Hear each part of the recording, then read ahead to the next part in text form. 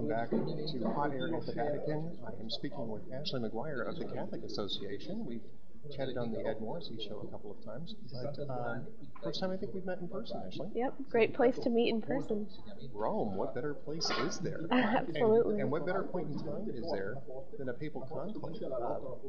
I don't think I have to ask you what brings you here to Rome, but what are your plans for Rome? What are you doing while you're here?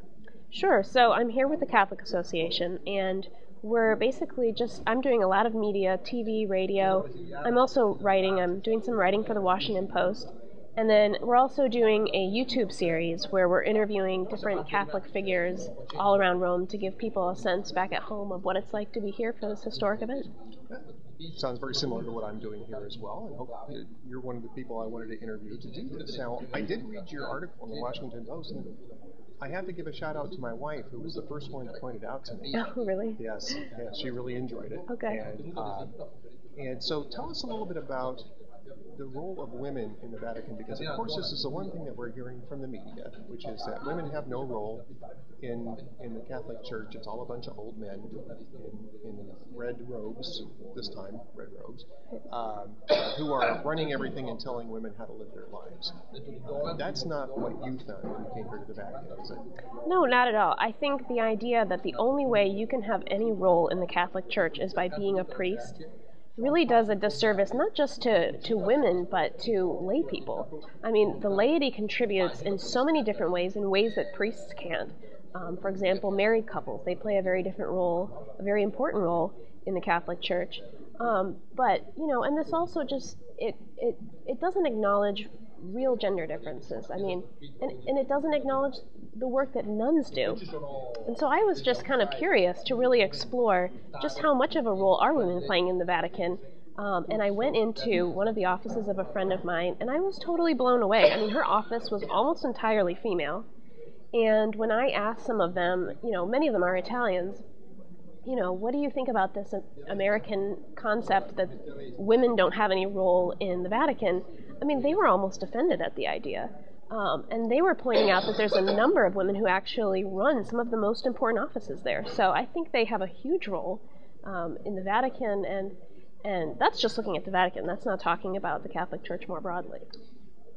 Before we move on that, I should note that I think the office that you're talking about is the patron of the arts for the Vatican. I'm a member, actually, of the patron of the arts for the Vatican. I was just explaining this to Ashley, and I've been in that office. And except for Father Mark, and at the time, Brother Michael, who's now Father Michael Mazaborski, he's in Poland right now.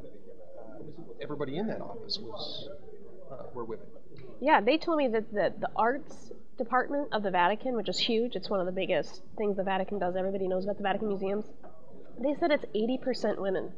Yes, and if you're walking through, you get that right away, and not just the tour guides. We're talking about in managerial positions. Oh yeah, positions absolutely. Of power. You talked a little bit about the role of the laity, and this is, I think, George Weigel is just writing about this in his book Evangelical Catholicism. I'm certainly learning about this at the Catechetical Institute in St. Paul, which is that everybody in the church has a vocation. It's not just the priests, it's not just the brothers and the sisters, it's every single person, whether a married person, single person, everybody has a vocation. And so we're all called to the priest, prophet, king role in certain ways. Obviously priests have a different role in that than bishops do, and then deacons, brothers, sisters, and the laity. But if you go into Catholic parishes these days, it's not really the priest that's running. I mean, he's the titular head of a parish, but that's not the person. Those aren't the people who are usually running the parishes. The people running the parishes are the laity, and in large part, I certainly know that this has been true of my experiences in Catholic parishes. It's mostly women who are doing that work as well. Yeah, that's been my experience, that if you want to get anything done, whether it's placing an ad in the bulletin or putting on an event in a Catholic parish, you're probably going to have to work with women who are largely running the show. And there's, again, there's just so many different ways that women contribute to lay Catholic efforts.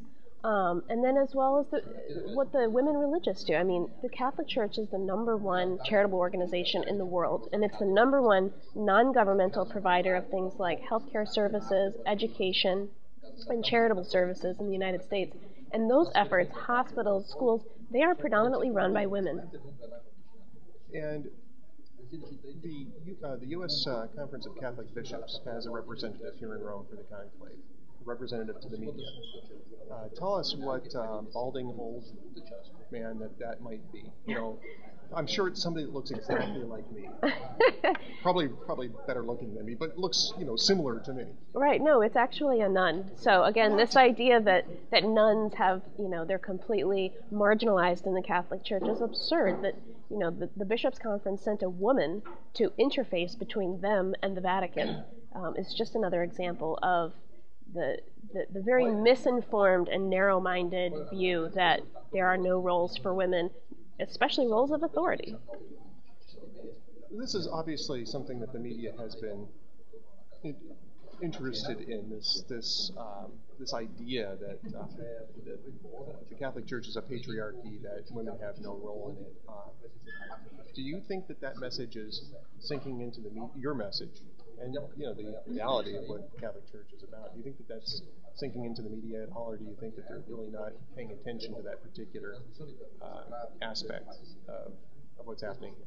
Well, I think that more and more the message is getting across, especially the more that Catholic women are speaking up. And I'm here with several other Catholic women, many of whom have very powerful megaphones in the media.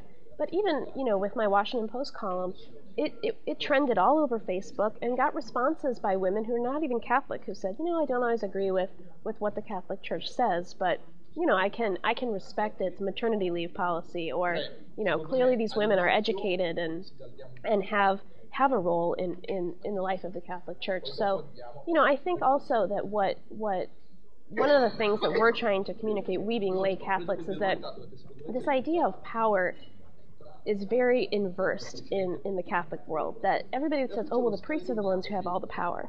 But Catholics understand power as almost opposite of how Americans understand it. A role like the role of the priest is ultimately about service. It's about emulating Jesus Christ, who got down on his hands and knees and washed people's feet. He dined with prostitutes. So we just don't get hung up on these ideas of power. Oh, I don't have any power. No, your power is in how you're able to serve. And I think women are able to serve the church in many ways, as are men, whether it be as a nun, as a priest, as a married couple, working in a charity. What else have you got planned while you're here in Rome? Well, it's going to be just going to depend on what happens with that chimney the next couple of days. Yes, so, we could have news tomorrow, or we could have news Thursday, who knows, but I think a lot of it's just going to be watching and waiting. So, are you here for the duration, or are you here for just a specific I hope so. I'm leaving on Friday, so I'm hoping for a 48-hour conclave.